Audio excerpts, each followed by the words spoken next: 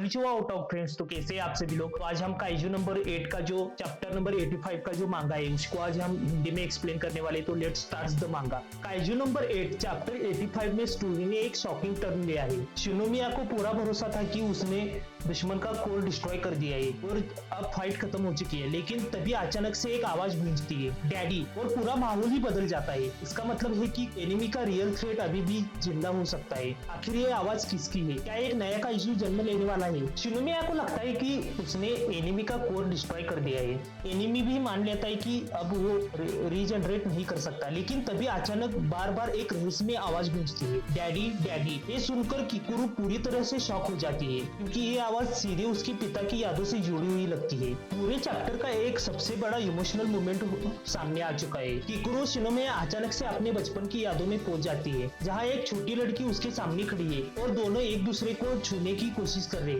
एक रहस्यमय बच्ची अपने पिता की तरफ देखकर कहती है, hey daddy, do you love me? ये सुनते ही पूरा माहौल पूरी तरह से बदल जाता है। ऐसा लगता है कि काइजू नंबर 9 सिर्फ शरीर पर नहीं बल्कि इंसान के माइंड और इमोशन पर भी हमला कर सकती है। यहाँ पे ये रिवील होता है कि काइजू नंबर 9 उस रहस्यमय बच्ची से कहता है, I made you to kill Kakuru Shinomiya, यानी उसे सिर्फ किकुरु को मारने के लिए और उसे खत्म करने के लिए ही बनाया गया था। लेकिन बच्ची का एक ही सवाल है, डू यू लव मी? ये सुनकर काइजू नंबर 9 भी कुछ पलों के लिए चुप पड़ जाता है। काइजू नंबर 9 का असली मास्टर प्लान सामने आता है।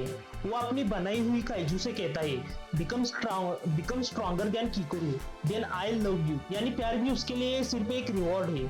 इसके बाद काइजू नंबर 9 खुलासा करता है कि उसने इस काइजू की कॉम्बैट पावर इशियो शिनोमिया की मेमोरीज के आधार पर तैयार की है, ताकि वो किकुरु को हराकर खत्म कर सके। काइजू नंबर 9 अपनी नई काइजू वेपन से कहता है, ट्राई किलिंग दैट फर्स्ट, लेकिन अगले ही पल सब कुछ बदल जाता है। वो बच्ची एक ही बार में उस काइजू को खत्म कर देती है और खुशी से चिल्लाती है, डैडी, आई किल्ड इट। इसके साथ ही वो कहती है, I never lose to that weakling. अब साफ यही है कि उसकी कॉम्बैट पावर नंबर 9 की उम्मीदों से भी ज्यादा खतरनाक है। काइजू नंबर 9 अपनी सबसे खतरनाक एक्सपेरिमेंट का खुलासा करता है। बच्ची बार बार पूछती है, डू यू लव मी? और काइजू 9 जवाब देता है, I given you a special psychic attack function, if you can master it then I love you. जो नंबर 9 की नई काइजू है उसने अपनी साइकिक अटैक की पावर को पूरी तरह से मास्टर कर लिया है। वो खुशी से कहती है, I did it, I can go and kill little Kikoru whenever you like। लेकिन इसके बाद भी उसका सबसे बड़ा सवाल यही है, so tell me, do you love मी?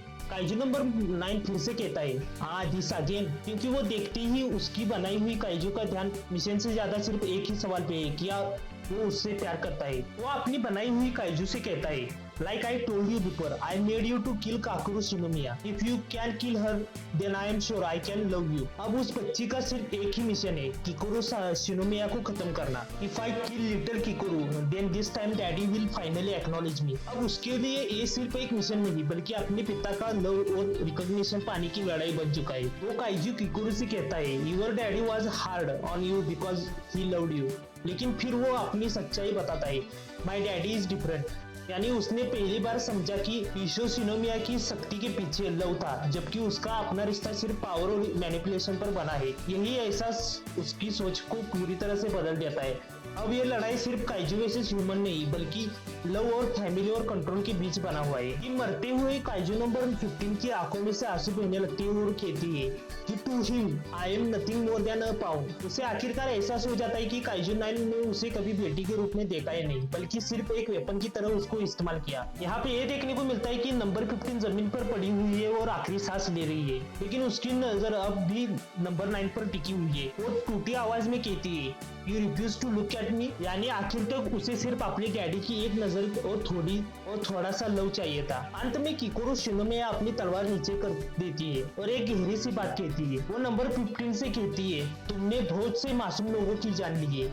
इसलिए मैं तुम्हारे लिए सैड महसूस नहीं कर सकती। उसे ये भी समझ आया कि नंबर 15 सिर्फ नंबर 9 की मैनिपुलेशन का शिकार थी, एक ऐसी काइजू जिसे बचपन से ही एक वेपन की तरह बनाया गया और सिखाया गया। यही वजह है कि चैप्टर 85 सिर्फ एक एक्शन चैप्टर नहीं बल्कि एक ट्रेजेडी और ह्यूमन इमोशन को भी यहाँ पे कहानी बनाते हुए देखने को मिल रहा है। नंबर 19 की मौत के बाद किकुरु शिनोमिया कहती है, I make sure to punch number 9 right in the face on your behalf. उसकी हरकतों की सजा जरूर मिलेगी। उसी समय रिपोर्ट आती है कि नंबर 15 विजुअल्स आर गॉन और उसकी कहानी यहाँ खत्म हो जाती है। आखिर में पूरी डिफेंस फोर्स के लिए एक बड़ी विक्ट्री आ जाती है। कम्युनिकेशन पर अनाउंसमेंट होता है, officer Kikoru Shinomiya has eliminated kaiju number 15।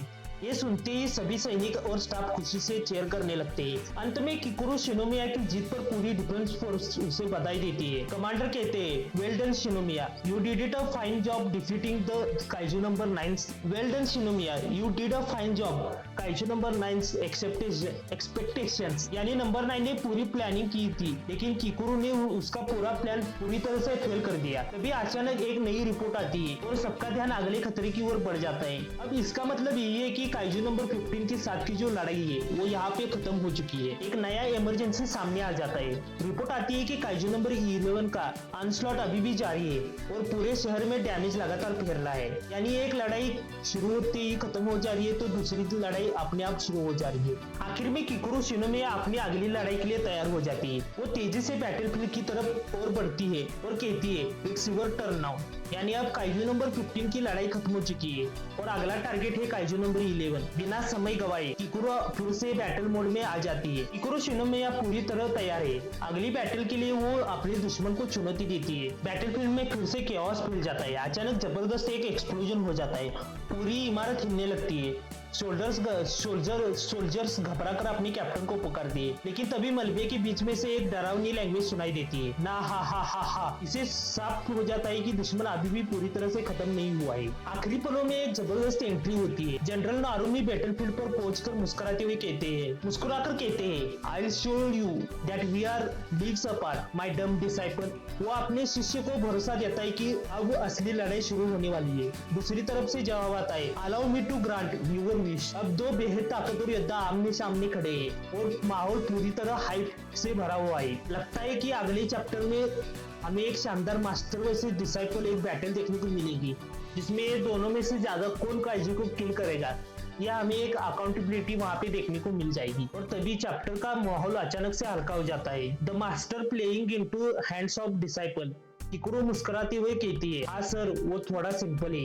वो अपने हाथों में नारुमी और शिनोमिया की छोटी सी साइकोलॉजिकल डॉल घुमाते हुए मजाक करती है। तभी एक अधिकारी कहता है, आपने तो नारुमी को अच्छी तरह मना लिया है। इस पर किकुरो मुस्कुराकर जवाब देती है, जी सर, वो सच में बहुत सिंपल इंसान है। यानी इतने बड़े खतरनाक युद्ध के बीच भी मास्टर और डिसाइपल की छोटी सी मजेदार बातचीत चैप्टर को एक हल्का दिल छू देने वाला अंत देती है। लेकिन सवाल बाकी यही है, क्या जनरल नारुमी काइजू नंबर 9 को आखिरकार खत्म कर पाएंगे? इसका जवाब आपको अगले चैप्टर में मिलता रहेगा। आप इस चैनल पे बने रहिए, लाइक कीजिए, शेयर कीजिए और सब्सक्राइब कीजिए। आरिगातो गोजाइमासु।